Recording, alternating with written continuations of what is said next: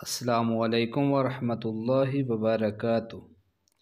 Today we will start our sixth lesson of Nurani Qaida, in which we will study from practice Tanween and Harakat.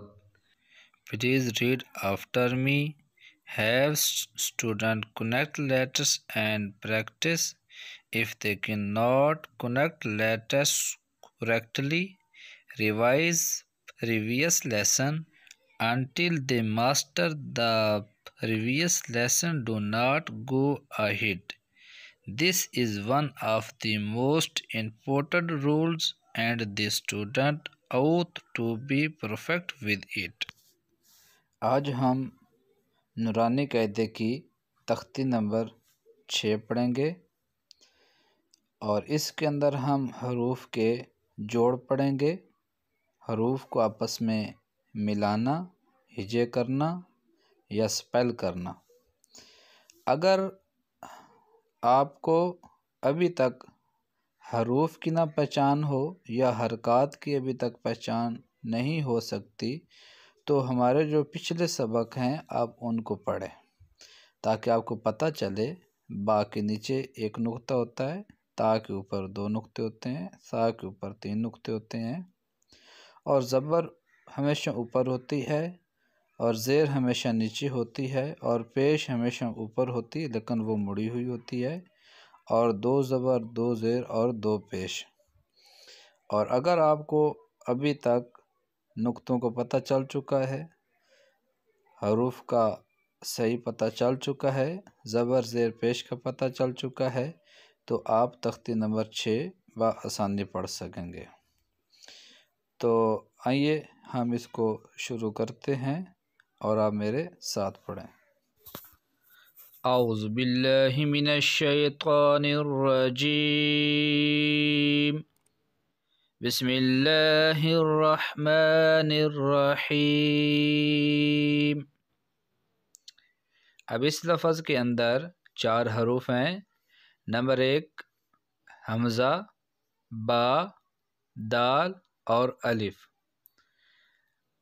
پہلے حرف کو ہم نے حمزہ اس لیے پڑھا ہے کہ ہم پہلے آپ کو بتا چکے ہیں کہ اگر خالی ہو تو وہ الف ہوتا ہے، اور اگر الف کے اوپر زبر زیر یا پیش آ جائے یا کوئی بھی حرکت آ جائے تو اس کو الف کی بجائے حمزہ پڑھتے ہیں، تو اس لیے ہم اس کو حمزہ پڑھیں گے۔ آگے با ہے، اور با اس لیے کہ اس کے نیچے ایک نقطہ آ رہا ہے۔ آگے دال ہے اور اس کی شیپ ہے۔ اب ہم اس کا جوڑ نکالتے ہیں۔ حمزہ زبر آ، با زبر با، آبا، دال 2 زبر دن، آبادن۔ جب 2 حرف پڑھ لیں تو ان کی آواز کو ہم پہلے بول لیں گے اور پھر اگلے حرف کو پڑھ کر اس کی آواز کو بھی ان کے ساتھ ملا لیں گے۔ اور ہم نے بتایا تھا آپ کو کہ 2 زبر 2 زیر 2 پیش کے آگے اگر کوئی ایسا حرف آ جائے، عموماً یہ 2 زبر کے آگے الف آ جاتا ہے تو یہ لکھنے میں تو آئے گا لیکن پڑھنے میں نہیں آئے گا۔ حمزہ زبر آ، حا زبر حا، احا، دال 2 پیش دون، احدن۔ اور دوسری بات آپ نے یہاں پر یہ یاد رکھنی ہے کہ ہم نے بتایا تھا کہ 2 زبر 2 زیر اور 2 پیش آ جائیں تو وہاں پر غنہ کیا جاتا ہے، اور غنہ کہتے ہیں ناک میں آواز کو چھپانا، جیسے احدن۔ حمزہ زبر آ، خا زبر خا، آخا، ذال زبر ذا، آخذا۔ اب ہم نے یہاں پر یہ بھی خیال رکھنا ہے کہ جب ہم نے حرکات کا سبق پڑھا تھا تو اس کے اندر ہم نے بتایا تھا کہ حرکات کو پڑھتے ہوئے نہ تو ہم نے آواز کو زیادہ لمبا کرنا ہے اور نہ ہی آواز کو جھٹکے کے ساتھ پڑھنا ہے۔ تو اخذا یا اخذا ایسے ہم نہیں پڑھیں گے۔ عموماً ہمارے ہاں یہ غلطی پائی جاتی ہے کہ ہم اس کو اخذا، اذنا، امرا ایسے پڑھ جاتے ہیں، حالانکہ یہ حروف کی آواز لمبی ہو رہی ہے اور یہاں پر ایسا کوئی رول یا قاعدہ موجود نہیں ہے کہ ہم ان کی آواز کو لمبا کریں، تو اس لیے یہ لفظ ہے اخذ، حمزہ زبر آ، زال زیر زی، آزی، نون زبر نا، آزینا، حمزہ زبر آ، میم زبر ما، آما، رو زبر رو، آما رو۔ ہم نے بتایا تھا کہ را کے اوپر زبر آ جائے یا پیش آ جائے تو را کی آواز موٹی کرتے ہیں، اور اگر را کے نیچے زیر آ جائے تو اس کی آواز کو باریک پڑا جاتا ہے۔ حمزہ زبر آ، نون زبر نا، آنا۔ رول یہ ہے کہ زبر کے آگے الف آ جائے تو اس کی آواز کو لمبا کر کے پڑھتے ہیں، آنا۔ لیکن یہ ایک ایسا لفظ ہے کہ اس کے آگے زبر کے آگے الف بھی آ رہی ہے لیکن اس کی آواز کو ہم نے لمبا نہیں پڑھنا۔ یہ قرآن مجید کے اندر جہاں بھی یہ لفظ آ جائے تو اس کی آواز کو لمبا نہیں پڑھنا بلکہ اس کی آواز کو بالکل چھوٹا کر کے پڑھنا ہے۔ حمزہ زبر آ، نون زبر نا، آنا، با زبر با، خا زیر خی، باخی، لام زبر لا، باخیلا، با زبر با، رو زبر رو، بارو، رو زبر رو، بارو رو، تا دو زیر تین، بارو رو تین، جیم زبر جا، عین زبر ع، جع، لام زبر لا، جعلا، جیم زبر جا، میم زبر ما، جامع، عین زبر ع، جامع۔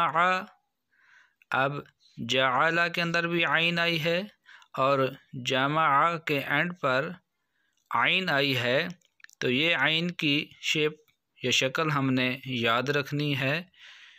تو پچھلی تختی کے اندر بھی ہم نے بتایا تھا کہ یہ جب عین بیچ میں یا آخر میں آتی ہے تو اس کی یہ شکل بن جاتی ہے۔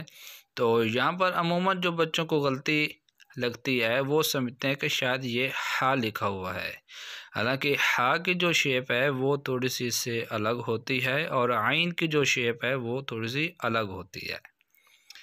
ہا زبر ہا، سین زبر سا، حسا، دال زبر دا، حسادہ، ہا زبر ہا، شین زبر شا، حشا، رو زبر رو، حشا رو، خا زبر خو، شین زیر شی، خوشی، یا زبر یا، خوشیہ، خا زبر خو، لام زبر لا، خولا، قوف زبر قو، خالقو، خا پیش خو، لام زیر لی، خولی، قوف زبر قو، خولی قو۔ اب ہم آپ کو پہلے بتا چکے ہیں کہ جو حروف موٹے ہیں، جتنے بھی یہ ہرے رنگ کے حروف آپ کو نظر آ رہے ہیں یہ سارے موٹے ہیں، اور ان کا کلر جو بھی ہو جائے ہمیں ویسے ہی پتہ ہونا چاہیے کہ کون کون سے حروف موٹے ہیں اور کون کون سے حروف باریک ہیں۔